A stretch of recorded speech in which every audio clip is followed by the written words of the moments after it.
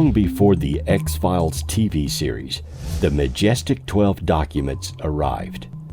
The documents were anonymously sent to TV producer Jamie Shandera's residence in Hollywood, California in December of 1984 in the form of photos on 35mm film. After developing the images, he spent the next few years researching and authenticating them. The documents are a brief about a secret government agency that was created in response to the crash at Roswell. The agency, known as Majestic 12 or MJ12, would be responsible for handling the UFO extraterrestrial situation in the United States, including but not limited to the cleanup of crashed saucers, dispensation of alien technology to be back engineered, and cover-up of alien visitation evidence. The documents include the first members of the organization. Dated November 18, 1952, they mention the Roswell incident, which happened in 1947. According to these documents, an alien spaceship did indeed crash near Roswell. Its propulsion system was apparently destroyed in the crash, but 4 alien bodies were recovered from the scene. It was concluded that the ship probably originated from outside our solar system and was probably a short-range craft. The document briefly describes another crash at El Indio, Texas in 1950. The MJ12 documents were said to be briefing papers for President-elect Eisenhower from briefing officer Admiral Roscoe H. Hillenkotter, the first director of the CIA from 1947 to 1950. The documents also list the other members of MJ12, all high-profile figures in the U.S. federal government. The authenticity of the documents has been a hot debate since their public release in 1987 by Shandera, together with partner William Moore, author of The Roswell Incident. Some supporters, such as retired aerospace engineer Robert M. Wood, have spoken publicly in support of these documents, citing forensic evidence. Both the FBI and the Air Force claim that these documents are fakes, citing an Air Force investigation. To make matters more complicated, others, such as an alleged ex-special agent for the U.S. Air Force Office of Special Investigations, Richard Doty, claimed that the MJ12 documents are part of a large disinformation campaign that lasted decades and were orchestrated by the AFOSI to make UFO researchers believe they were seeing alien technology, when in fact the objects studied and observed were secret USA projects. The jury is still out on the truth surrounding these documents, and other supporting documents have been leaked since these. The MJ12 documents may or may not be real, but the existence of a military retrieval unit has been documented and reportedly involved in almost every crash to date.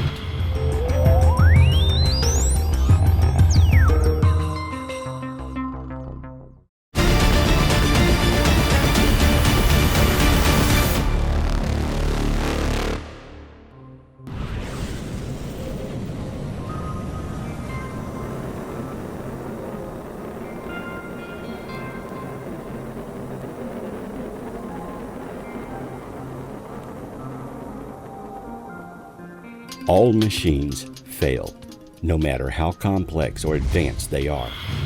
Therefore, it isn't unusual that if aliens are visiting Earth frequently, then they would experience failures of their craft, just as we have airline crashes and train derailments. No machine, no matter how technologically advanced, is perfect. When most people think of a UFO crash, they think of Roswell, New Mexico. However, Roswell is only one of many such occurrences. UFO crash reports have been published since 1884. This early and perhaps the first UFO crash reported in the United States occurred in Max, Nebraska, about 35 miles northwest of Binkleman in Dundee County on the 6th of June. John W. Ellis and 3 of his herdsmen, as well as a number of other cowboys, were out engaged in a roundup when they were startled by a terrific whirring noise over their heads, and turning their eyes, saw a blazing body falling like a shot to earth. It struck beyond them, being hidden from view by a bank. One of the herdsmen, Alf Williamson, was burned as he approached the craft, which had created a split in the ground as it came to a stop. He was taken back to Ellis's home and treated for his burns. E.W. Rollins, the brand inspector for the district, came to the location later to inspect it. The Nebraska State Journal reported on the event again in 1887, saying one piece that looked like the blade of a propeller screw of a metal of an appearance like brass, about 16 inches wide, 3 inches thick, and 3.5 feet long, was picked up by a spade. It would not weigh more than 5 pounds, but appeared as strong and compact as any known metal. A fragment of a wheel with a milled rim, apparently having had a diameter of 7 or 8 feet, was also picked up. It seemed to be of the same material and had the same remarkable lightness.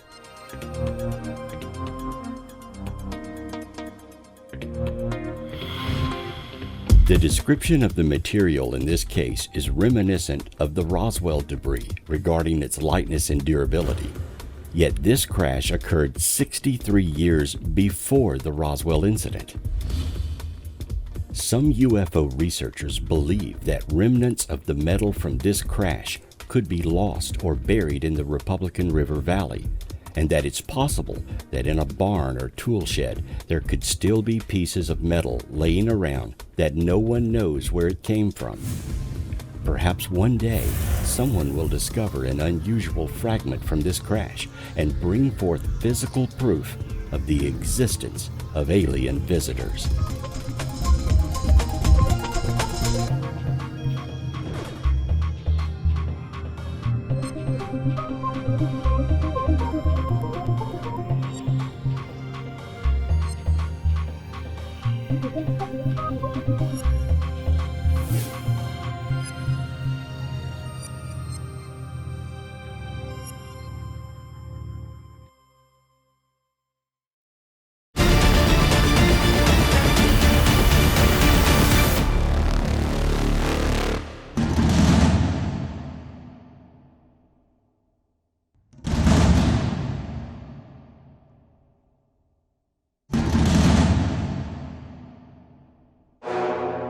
We know now that extraterrestrials are not new to Earth.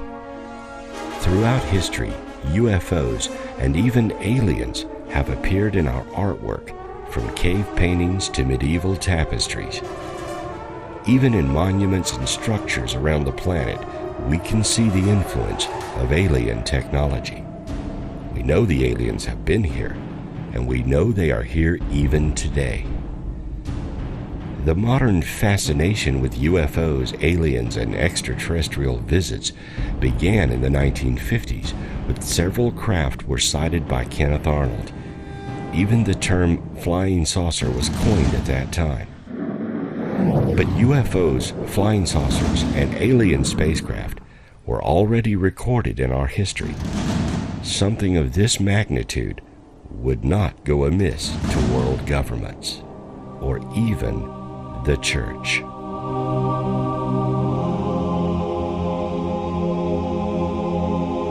The Vatican has always kept a stern stance on UFOs and aliens until recently. They viewed these things as the work of the devil. Even much of science was heresy. We think of belief systems as separated from government, but throughout the world, the church and state are often fused, even becoming a government of their own. This was the case for the Catholic Church. For centuries, they ruled, and for centuries, they kept records in the Vatican. Many of the world's best-kept secrets are not sequestered away in a warehouse under government control. The Vatican, a government of and within itself, keeps vaults and records too. Perhaps they know something we don't.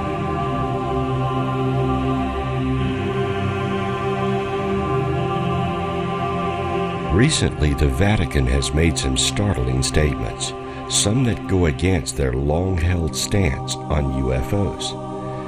Reverend Jose Gabriel Funes, the Vatican's chief astronomer, has stated that ruling out extraterrestrial life would be like putting limits on God's creative freedom. Further, he states that, in my opinion, his possibility of life on other planets exists. How can we exclude that life has developed elsewhere? Monsignor Corrado Balducci, a Roman Catholic theologian of the Vatican Curia, a close friend of the Pope and a demonologist from the Vatican, has openly declared publicly that extraterrestrial intelligences are a real phenomenon.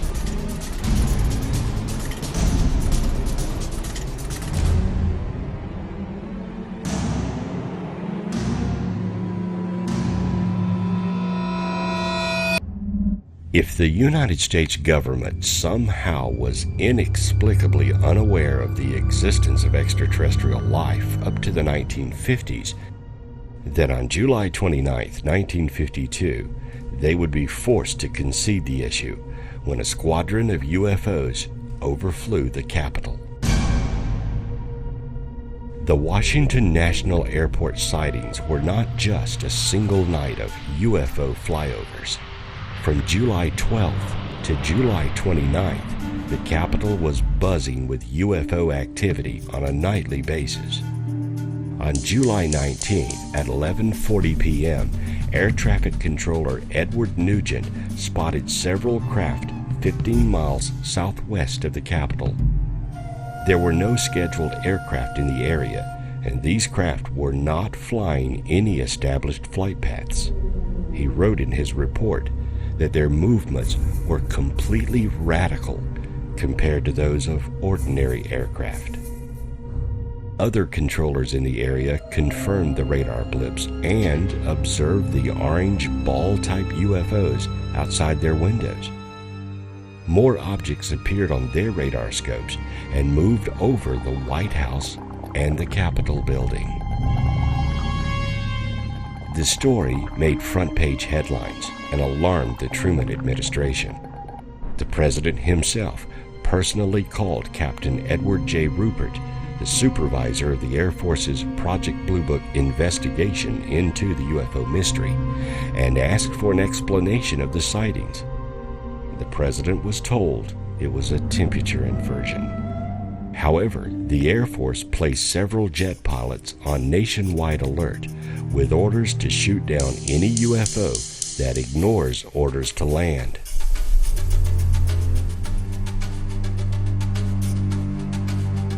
To this day, there is no explanation for this incident. The government accepted the weather-related explanation because it was easy to tell this to the public, rather than admit they knew the craft were alien in origin.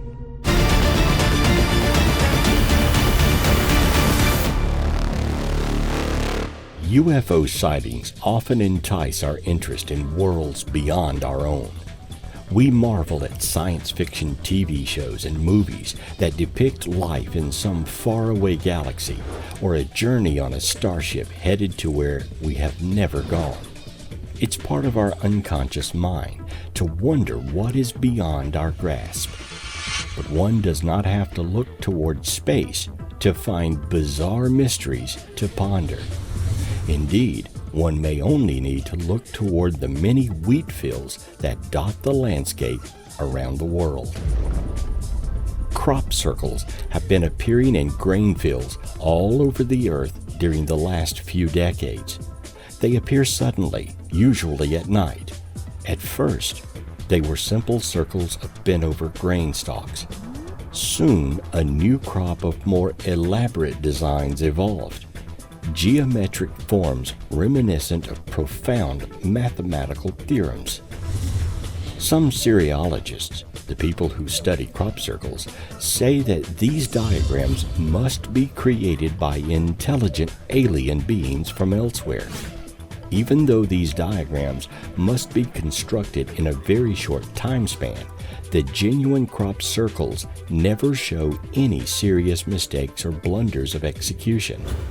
Cereologists see this as evidence that the aliens must be intelligent and much more advanced than we are.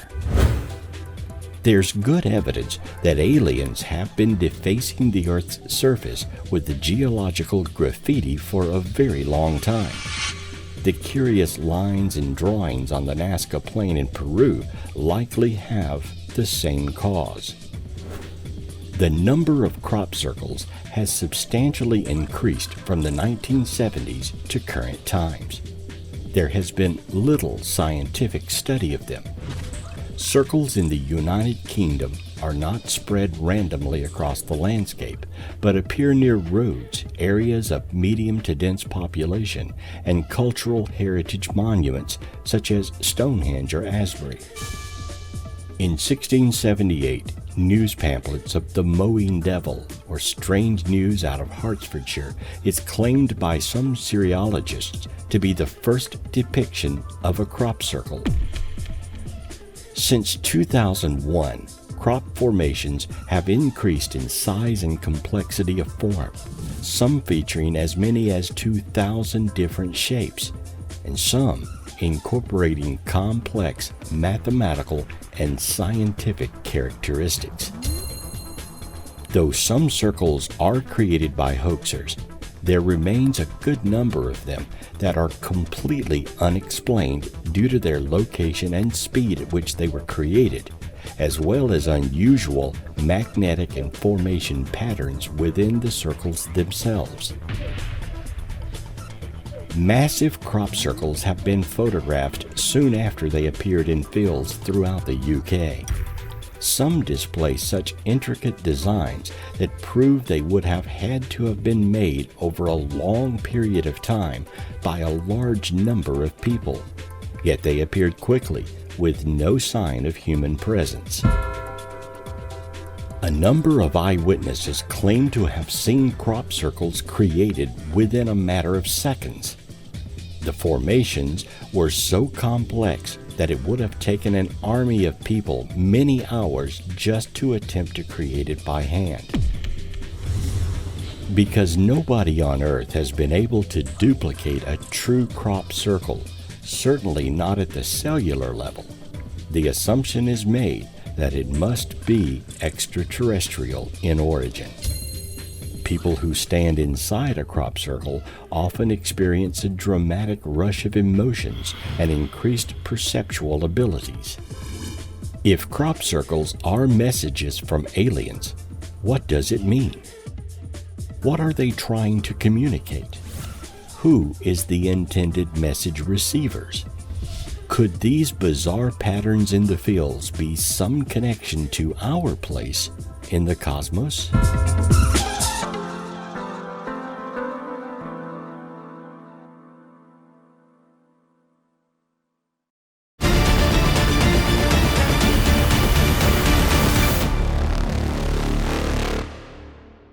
Going back in time, on June the 1st of 1853, several luminous objects were seen hovering over the Tennessee College campus.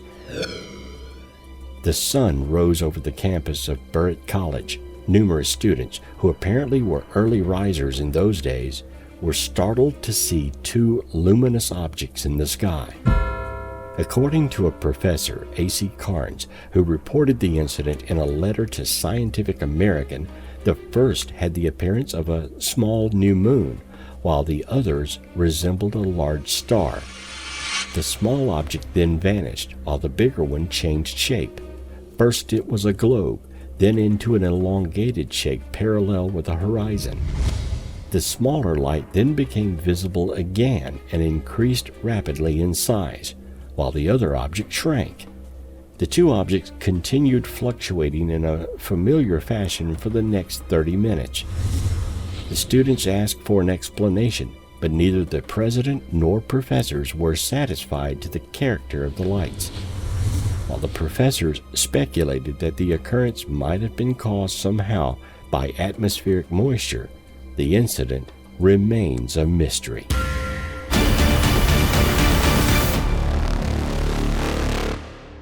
Perhaps one of the largest and most publicized encounters took place back on February 25th of 1942.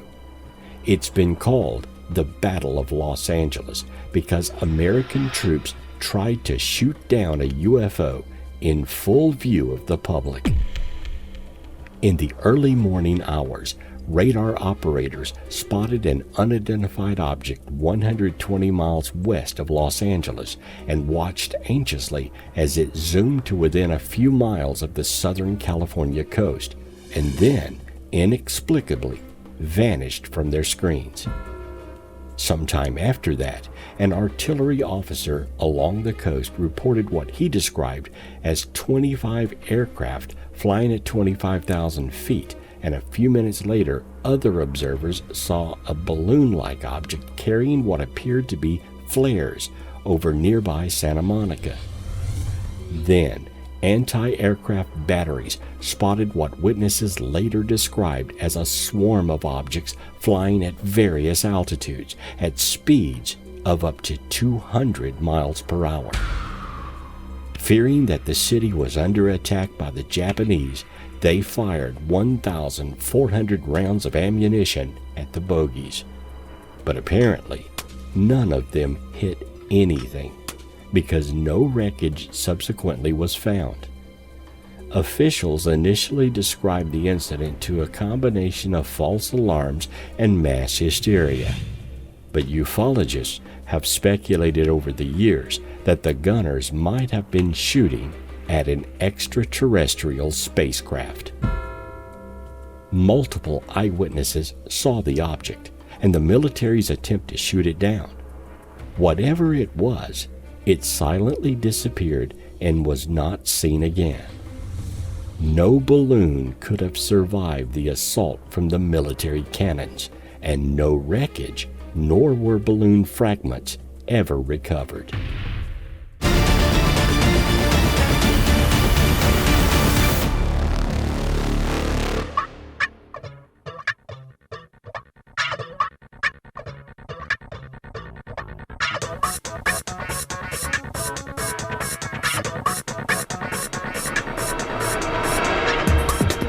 If you think crop circles are bizarre, what would you think of people who claim to have had sex with aliens? Actually, it's not an uncommon report within the annals of UFO research. In what is probably China's best-known alien abduction report, farmer Ming Zagao claims that in 2010 he was visited by a 9-foot-tall humanoid alien with 12 fingers and braided leg hair. He claims he went up into the hills to investigate what looked like a fallen aircraft when he was approached by the alien being. Ming and the alien had sex for 40 minutes while levitating in the air. The being returned that night to tell Ming she would bear his hybrid baby in 60 years. Police say Ming passed a lie detector test. In his book, Hair of the Alien, Peter Corey claims to have had 2 alien abduction experiences. The primary encounter involved 2 naked Nordic-like aliens who telepathically and sexually assaulted Peter. He went public with physical evidence of the encounter, claiming to have a blonde hair strand from one of the aliens. What followed was the world's first DNA analysis of a biological sample from an alleged alien abduction experience. As would be expected, the results of this DNA analysis have been hotly debated. Psychic Stephanie Faye Cohen claims to have had out-of-this-world sex with octopus-looking aliens and cat people. Interestingly, or perhaps disturbingly is the right word, of this cat imagery appears in her abduction experience.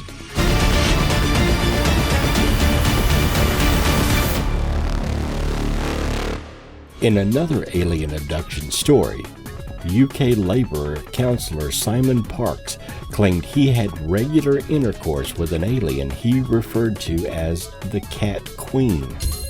Parks says he fathered a baby named Zarka with the aliens. Parks also says that he himself is the son of an 8-foot-tall mother alien who had 8 fingers.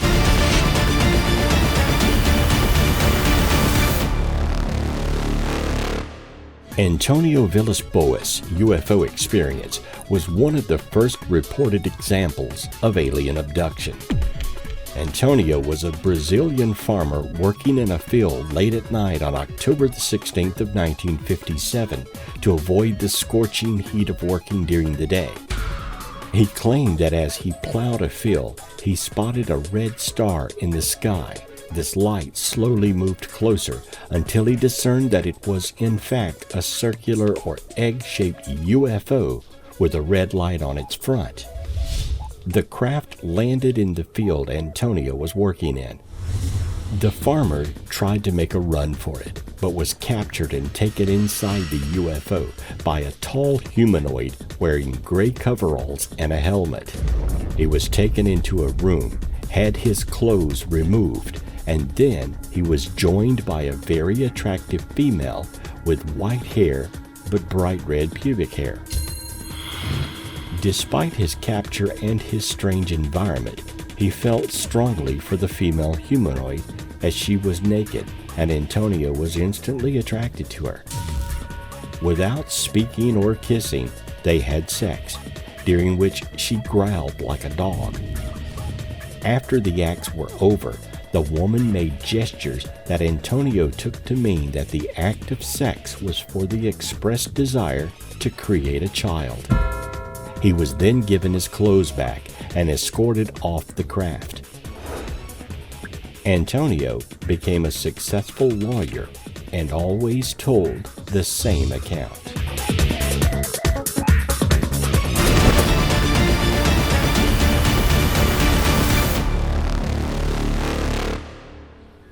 One strong theme to emerge from many of the abduction and contact details is one of kindness and protection. Many abduction victims claim to have been shown mental images of the destruction of Earth through neglect and war. These images have been remarkably similar across a broad spectrum of abduction witnesses, when basically confirming the same images of death and destruction. Perhaps the aliens want to protect us from destruction. One of the more recent theories is that the aliens are using the human race to conduct some form of genetic experiment. This has come about fairly recently due to the connection between animal mutilations and UFOs. Many abduction victims claim that they were subjected to strange experiments, including the removal of semen from men and eggs from women. Some women even claim that they have been impregnated, only to have the fetus removed shortly after conception.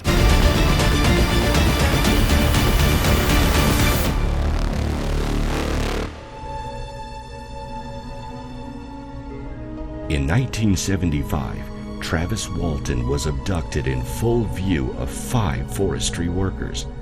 He was missing for 5 days and presumed dead. On the 5th day, he was returned, brandishing a full 5 days beard growth. The witnesses, as well as Travis, took and passed lie detector tests. Travis described the interior of the craft as well as the beings who abducted him in detail. If he was not abducted, where was he for 5 days while his co-workers were being accused of his murder? Abductees have shown that they display all the symptoms of post-traumatic stress disorder. Nothing can cause this except a real, experienced event.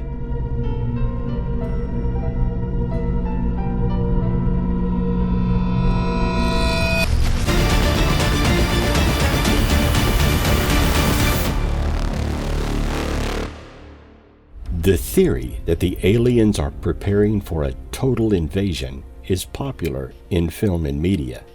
The main reasoning against this theory is that any civilization that can traverse space and time should be able to invade a civilization that has been flying for less than 100 years easily. If the invasion theory is correct, then surely we would have been invaded many years ago.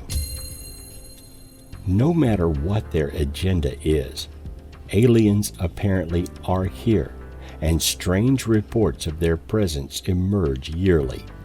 Indeed, the reports of alien contact and UFO sightings grow every year.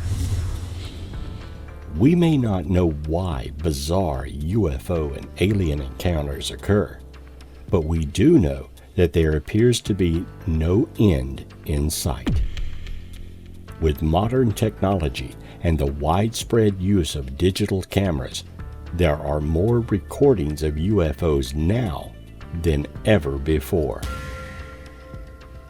Perhaps sometime soon, an encounter will occur and be documented so readily that no one and no government can ignore it. If so, then on that day, we may finally know the answer of why disturbing alien encounters are happening.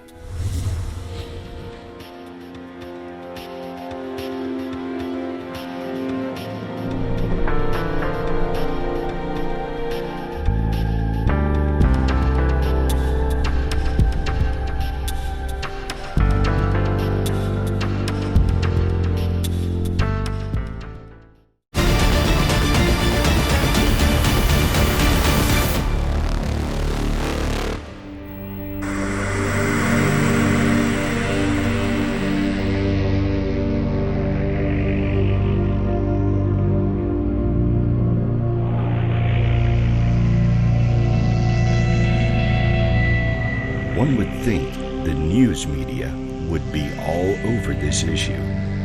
However, the media is controlled by big business and the government.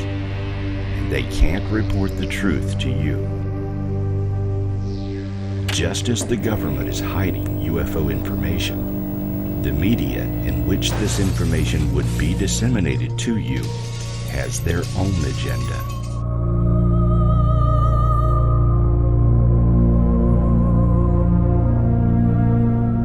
News outlets are concerned about one thing: ratings. In order for the media to report on the UFO issue, they must have tangible proof. Should they report on something they cannot prove, they would be considered untrustworthy, and they would lose ratings points. The media can only report what they are instructed to say, and without hard evidence, they remain silent. The media would scramble to bring you UFO disclosure. However, their hands are tied by the very government they are beholden to and the huge corporations that control and censor what they are allowed to discuss. In order for the UFO issue to become mainstream, the media would have to be placed in a position to demand answers. That can only occur if public outcry became so great that they could not ignore it. Everything we need to bring the UFO issue out to the general public is already freely available to anyone who seeks to find it.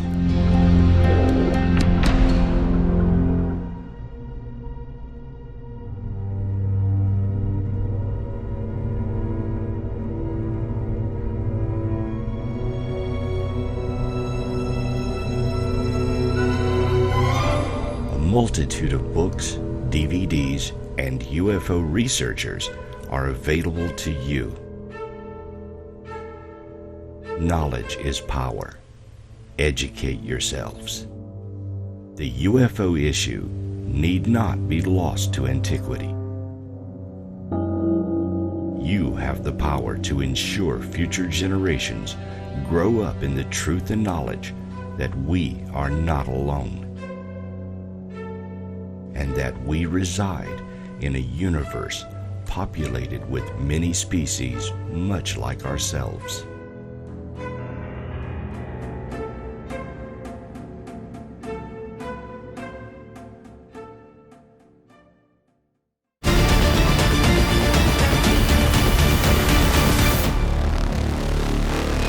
Governments are all about one thing: control. Control policy, control information, control the public. No government wants to appear to be out of control and impotent. The more powerful you appear, the stronger you become.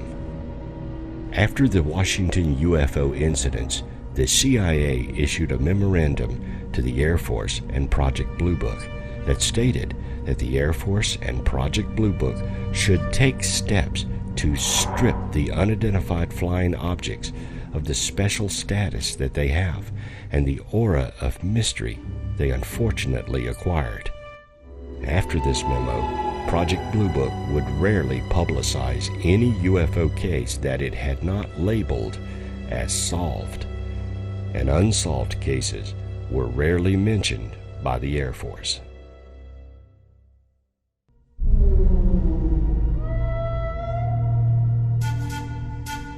Because the government is invested in controlling the country, they have multiple reasons to avoid disclosure of the UFO mystery. The primary reason is national security. The government is afraid you can't handle it, and they fear the actions of the aliens themselves. Disclosure would relinquish much of their control, and like a comfortable security blanket, they don't want to give it up. This also creates a paralyzing condition within the government. Many officials simply don't know what to do. It's better for them to remain ignorant than to face the UFO issue. It is much easier to deal with an issue, especially one where there is no roadmap, in secrecy, where dirty laundry and mistakes can be handled outside the scrutiny of media and the public. It's easier to deal with the issue in the black world than with everyone watching. The announcement of an ET presence on Earth would be front-page news for months. It would dominate the government's every action and not allow it to carry out any of its planned business. Agencies like NASA would become irrelevant overnight. The government would face the question of why they continue to fund NASA when they knew our space efforts were a waste of taxpayer money. It would significantly impact our economy. Jobs in the space industry could be lost quickly, and demands for technology gleaned from the captured craft would throw Wall Street into turmoil.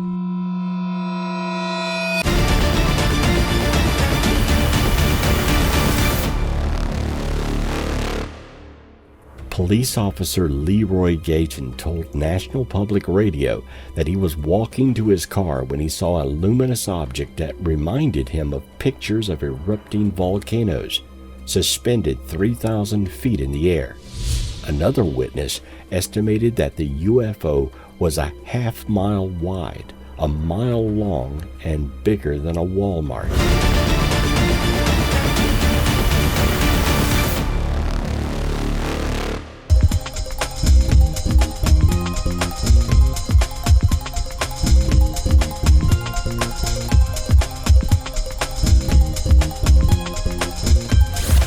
Another of the most bizarre supposed UFO sightings in modern history took place at Falcon Lake in Manitoba, Canada, and involved a man named Stephen Malkalik.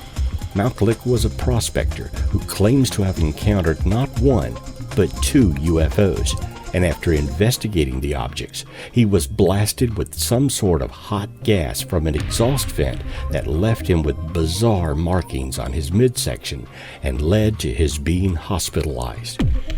This remains one of the most bizarre cases of a UFO sighting on record, simply because it's one of the few in which the person who claims to have made contact with alien life suffered a very real, very strange injury. He suffered from nausea, headaches, and the odd burn markings in a very distinct grid shape across his abdomen. There is no reasonable explanation for this, unless he too came into contact with the strange propulsion systems of one of their craft.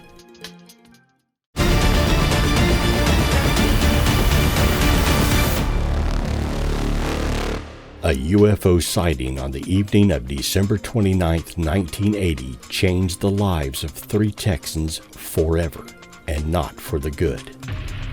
While driving through the southern tip of the East Texas piney woods north of Houston, Betty Cash, Vicki Landrum, and Vicki's 7-year-old grandson Colby came upon a huge diamond-shaped object just above the trees and 130 feet away.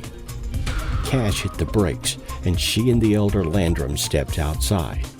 Immediately, they noticed intense heat. Their faces felt as if they were burning. When Vicki re-entered the car and touched the dashboard to steady herself, she left a handprint. Blasting fire and heat, the UFO slowly ascended. Suddenly, numerous helicopters, 23 in all, appeared from all directions, positioning themselves near the strange craft. But this time, the witnesses were back in the car and watching the spectacle from their moving vehicle. Other motorists saw the object and the helicopters from different, more distant locations. Eventually, the flying objects were lost to view. Unfortunately, the episode was only beginning. Back home, the 3 fell sick, Cash most severely. She suffered blisters, nausea, headaches, diarrhea, loss of hair, and reddening of the eyes. On January 3rd, unable to walk and nearly unconscious, she was admitted to a Houston hospital. Vicki and Colby were experiencing the same symptoms, though less severely. The witnesses' health problems continued throughout their lives. In September 1991, Cash's personal physician, Dr. Brian McClelland, told the Houston Post that her condition was a textbook case of radiation poisoning, comparable to being 3 to 5 miles from the epicenter of Hiroshima. For years, the 3 have pursued their case through the courts, seeking answers and redress. But official agencies deny any knowledge of the incident, even though the helicopters have been identified as twin-rotor Boeing CH-47 Chinooks, used by both the Army and the Marines. Betty Cash died at the age of 71 on December 29, 1998, exactly 18 years after her claimed close encounter. Vicki Landrum died September 12th of 2007, 7 days before her 84th birthday.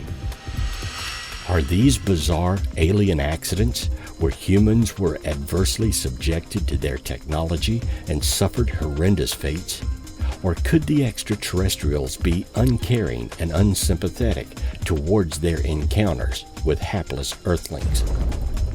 One thing is for sure, if you do happen upon a hovering UFO, stay away as far as you can.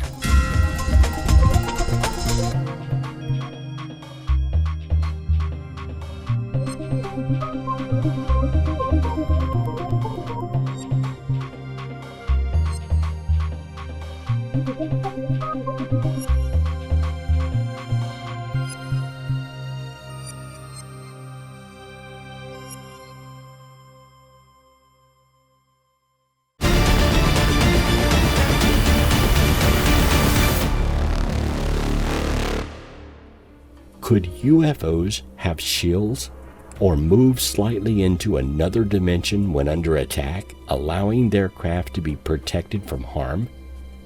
Is it possible they have technology or supernatural abilities that prevent them from being bombarded while in flight?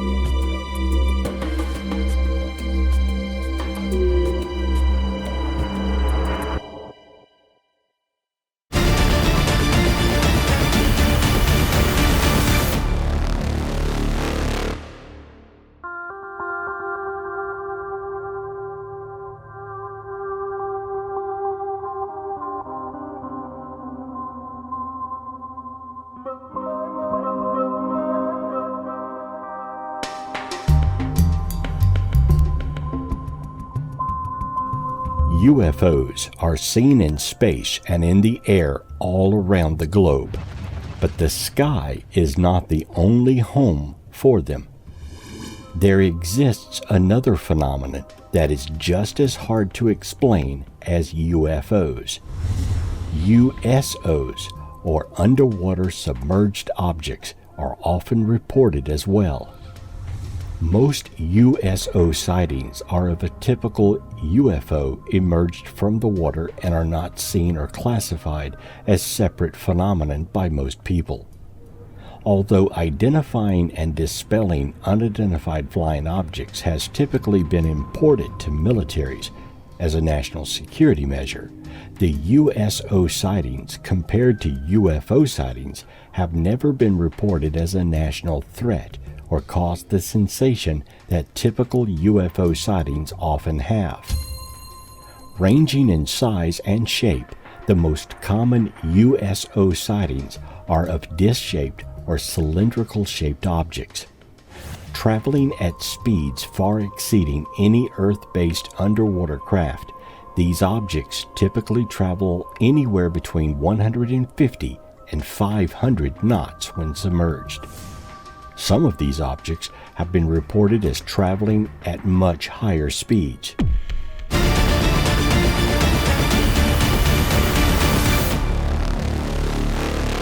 UFOs have been seen by many people all over the world, and for a planet where 2/3 of the surface is covered by water, it should come as no surprise to the eclectic that there is more life hidden away from our eyes than what we get to see on TV. USOs, or unidentified submerged objects, have been seen by many explorers, sailors, naval officers, fishermen, and regular folk getting around the planet in their ships and boats. In 1952, the crew aboard the USS FDR witnessed a metallic object rise from the water and into the sky. This was not the first of sightings for the crew aboard this ship. It's also interesting that at the time of these sightings, the USS FDR was the only ship carrying nuclear weapons.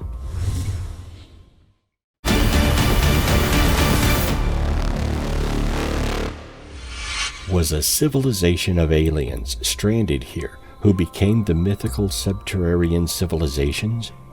Do they move in and out of the water in spaceships, generally at the poles or in other areas with major grid points and vortexes? Though researchers have many USO encounter reports, little is known of these submerged craft. Could aliens be using the cover of our oceans to maneuver around the planet?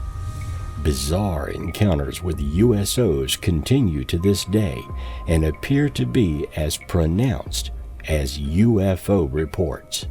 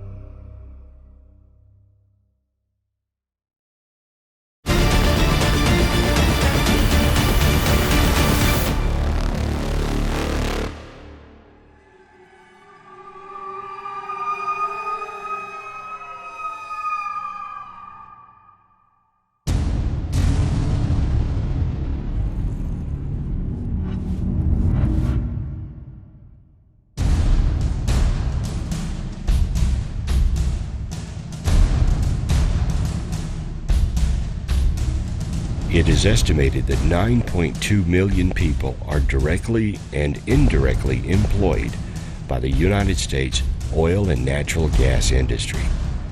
This could be a major factor in keeping the money flowing to the people who are benefiting now. So retooling an economy based almost entirely on oil would be very disruptive to society.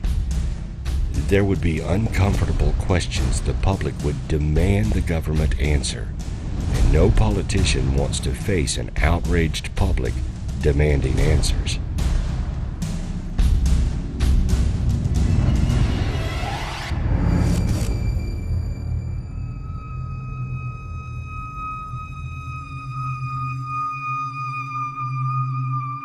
However, the main reason there has not been disclosure is because the general public doesn't care.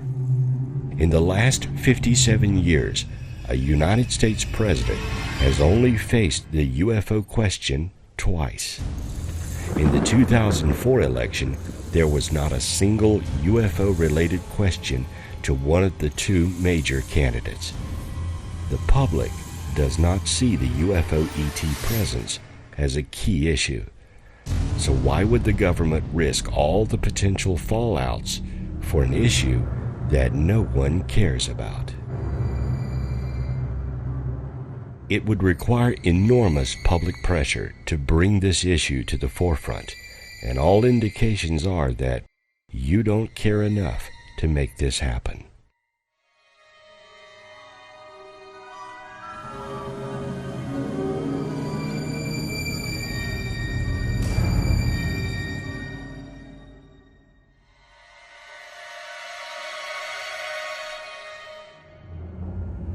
It's frightening to consider that an intelligence exists outside our comfort zone and is operating within and around our world with complete impunity.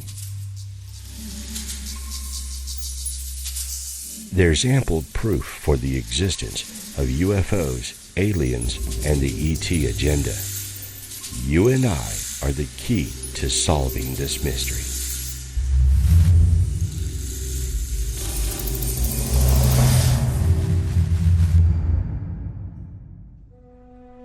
Politicians react to pressure. Our world today has changed in no small part to grassroots organizations that have pressured our government to react. Immigration, gay rights, Social Security, and all the major issues are driven by a growing public demand for change. The UFO issue is no different. The key to solving the ET mystery is within each of us. It is up to us to support and publicly demand answers and disclosure from the politicians we elect. If enough pressure is applied, change is inevitable.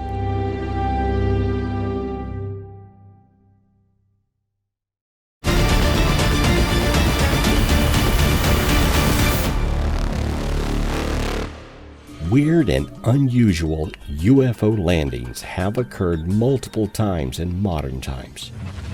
Perhaps as the aliens arrive at our world, they cannot help but affect the areas they visit, and each time they land, they leave further evidence of the reality of UFO encounters.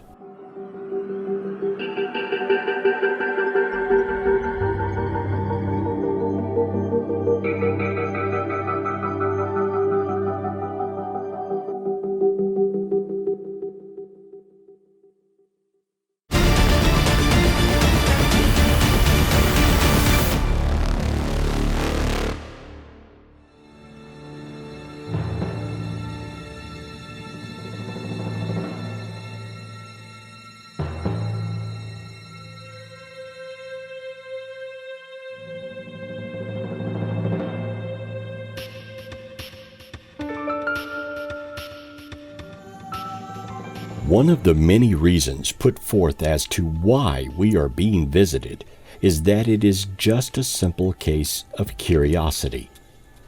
In a similar way as the first explorers of our planet discovered new lands and new civilizations, alien life forms who stumble across us in their exploration of space may find us an intriguing and interesting species in our own right.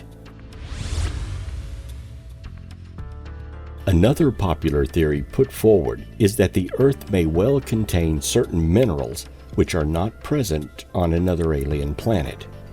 There has been some evidence to this in various reports and claims of underground alien bases and sightings of craft seemingly taking samples of Earth